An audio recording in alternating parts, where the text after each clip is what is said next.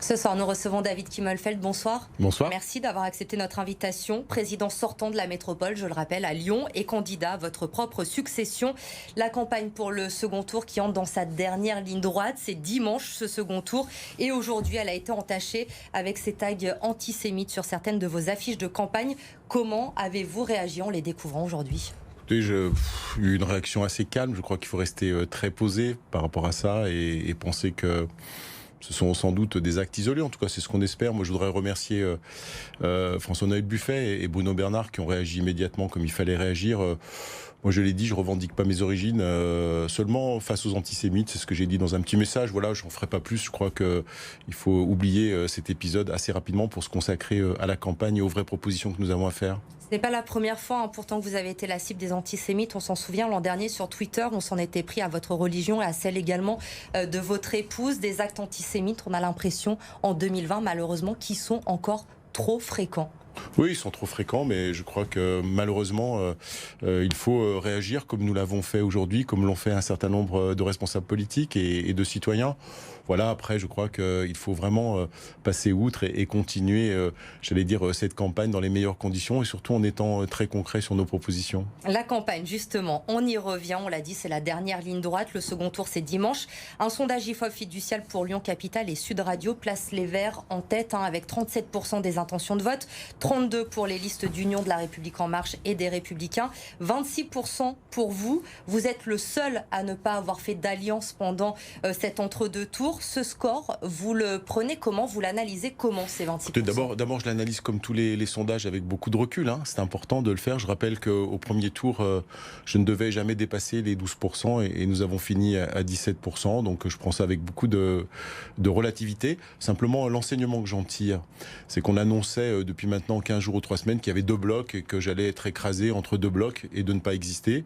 On voit qu'aujourd'hui, on est dans quelque chose de très serré et qu'il n'y a pas 2 blocs. Il y a d'un côté 2 blocs effectivement qui ont fait des alliances de partis, mais ça ne marche pas mathématiquement. Ils perdent finalement par rapport à leur score du premier tour. Et puis quelqu'un comme moi qui avec ses équipes fait des propositions concrètes.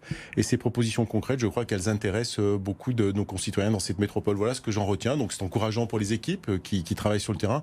Et on va continuer à être très concret sur nos propositions dans les jours qui viennent. Justement, vous l'évoquez, entre le premier et ce sondage, vous avez pris 10 points dans le sondage. On vous présente souvent comme le 3e homme de ces élections. Est-ce que vous pensez pouvoir jouer autre chose qu'un rôle d'arbitre entre ces 2 blocs qui s'affrontent? Je crois que je l'ai dit ici sur votre plateau il n'y a pas si longtemps que ça. Moi, je suis candidat à la présidence de la métropole avec des projets, des réponses concrètes. Parce qu'aujourd'hui, qu'est-ce que se pose comme question les gens? Il y a ceux qui ont perdu un proche.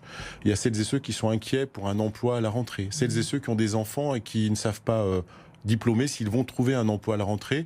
Celles et ceux qui ont des parents qui sont peut-être prêts à rentrer à l'EHPAD, on l'a vu pendant la crise sanitaire, et qui souhaiteraient trouver des solutions pour qu'ils restent à domicile le plus longtemps possible. Et moi, j'ai envie de faire ces propositions-là et ces propositions-là très concrètes que je fais. Et c'est à partir de là, bien évidemment, que nous gagnerons cette présidence de la métropole, pas en faisant des calculs de partis politiques. Cette crise sanitaire, elle a redistribué les cartes, selon vous, pour ce second tour des élections? Oui, je crois qu'elle a bien évidemment de nouveau redistribué les cartes. Tout simplement pourquoi? Parce qu'on est devant une crise qui va être majeure. Moi, j'arrive là de Vaux-en-Velin où j'ai rencontré des habitants de Vaux-en-Velin inquiets pour leur avenir. J'ai rencontré des chefs d'entreprise aussi qui s'interrogent sur l'activité à la rentrée. Et ils veulent des réponses extrêmement précises. Ils veulent des actes posés, pas simplement des déclarations d'intention ou des projets à 10 ou 15 ans. Et bien évidemment, cette crise, elle m'a appris à faire en sorte de répondre rapidement, comme je l'ai fait pendant la crise, et ce que je souhaite faire, en tout cas au moins pour les 2 prochaines années qui vont être assez difficiles à vivre pour l'ensemble de notre population. Et ici, on est armé dans cette métropole. On n'est pas pessimiste, on est volontariste, mais pour ça, il faut des propositions concrètes. Des propositions concrètes, justement, c'est ce que vous avez reproché à vos adversaires la semaine dernière sur ce plateau. Vous avez débattu avec François-Noël Buffet et Bruno Bernard. Le bilan que vous en avez fait, c'est que vous étiez le seul à apporter des propositions concrètes qui ne s'étaient pas forcément adaptées à cette crise que l'on a vécue. Le fait d'avoir été le président de la métropole ces 3 derniers mois, vous pensez que ça peut jouer également? Vous avez répondu présent, vous avez pris des décisions que vous voulez adapter. Vous avez adapté votre programme également. Ça peut jouer, selon vous, chez les électeurs ? Je crois qu'il y a deux choses. D'abord, il y a les 3 mois qu'on vient de vivre, mais il y a aussi les 3 années où j'ai été président de cette métropole. Et c'est vrai que dans cette crise importante qui s'annonce, eh bien, c'est vrai que d'avoir la connaissance de cette métropole, de ses acteurs, et d'avoir montré surtout, parce qu'on peut avoir connaissance et ne rien faire, d'avoir montré que je pouvais réagir de manière rapide pour finalement protéger, accompagner, mais de façon extrêmement concrète, les entreprises et donc protéger les emplois, mais aussi les commerçants, les artisans, mais aussi celles et ceux qui ont agi dans la solidarité.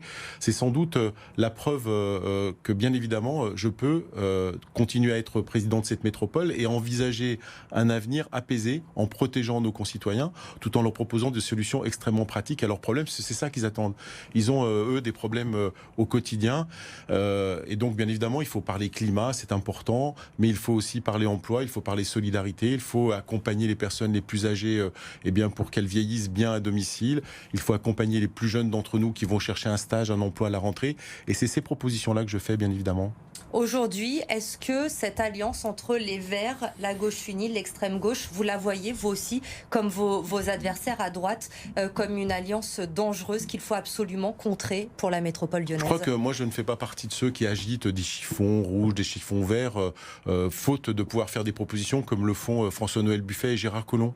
Je crois que la meilleure réponse, c'est de dire, c'est pas que c'est le péril vert ou le péril rouge, c'est que moi j'ai des propositions extrêmement concrètes, extrêmement pratiques pour faire en sorte, eh bien, qu'on puisse faire en sorte que nos concitoyens dans cette métropole retrouvent quelque part le chemin de l'espoir, parce que c'est important de pouvoir avoir une forme d'espérance dans cette crise qui va être importante. C'est tout simplement ça. Je le fais avec beaucoup d'humilité, mais avec beaucoup d'envie de proposer des choses pratiques, mais pas en caricaturant mes adversaires. Je crois que ce n'est pas la peine. Je pense que cette alliance-là n'est pas en capacité d'offrir des solutions en matière d'emploi, en matière de solidarité, que les gens qui ont voté climat n'ont pas voté effectivement pour cette alliance qui ne répondra pas aux questions de l'emploi, mais ils n'ont pas voté quand ils votaient Gérard Collomb pour les Républicains, et les Républicains n'ont pas voté pour Gérard Collomb.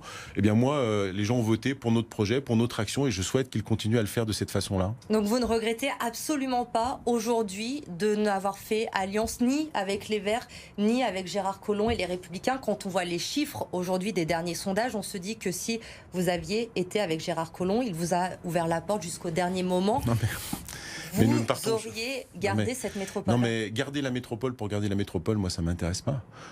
Faire des alliances pour faire des alliances et faire de l'arithmétique, ça ne m'intéresse pas. Ce qui m'intéresse, c'est de proposer un projet et des solutions. Et Gérard Collomb n'a rien proposé, et on l'a vu enrichi, j'allais dire, de François-Noël Buffet. Il ne propose rien de plus. 1 + 1 fait 0 proposition. Et donc moi j'ai envie de faire des propositions. J'ai un véritable projet qui n'était en rien celui de Gérard Collomb, et on le voit plus on avance dans le temps. Je sais que si vous êtes élu dimanche à la tête de la métropole, il va y avoir énormément de mesures à prendre rapidement. Si c'est vous le futur président, si vous conservez votre siège à la métropole, la première mesure la plus importante à prendre immédiatement, ce serait laquelle ? Je crois qu'il faut prendre ces mesures que j'ai indiquées, ces mesures économiques autour de l'emploi. Je crois qu'il faut le faire. J'aurai l'occasion encore de les repréciser, bien évidemment, comme je l'ai fait sur votre plateau, dans d'autres débats. C'est les premières mesures qu'il faut prendre. Et puis il faut, je crois, réunir l'ensemble des acteurs de ce territoire qui ont produit des solutions pendant la crise pour qu'ils continuent avec nous, comme on avait fait dans le comité métropolitain de transition, à produire ces solutions, parce qu'on ne fera pas sans les habitants et les habitantes de cette métropole, sans les acteurs économiques, sans les acteurs culturels, sans les acteurs associatifs, celles et ceux qui ont œuvré dans la solidarité. Il sera important, dès le mois de juillet, de les réunir pour continuer à travailler avec eux, parce qu'on a vu que les solutions se produisaient d'abord et avant tout avec les habitants de cette métropole. Merci beaucoup, David Kimmelfeld, d'avoir été avec nous ce soir sur le plateau de BFM Lyon. On regarde bien sûr les 3 candidats encore en lice pour ce second tour qui a lieu dimanche. Donc vous, David Kimmelfeld, sans étiquette, Bruno Bernard, le candidat d'Europe Écologie Les Verts, et François-Noël Buffet, liste d'union avec Gérard Collomb de La République En Marche.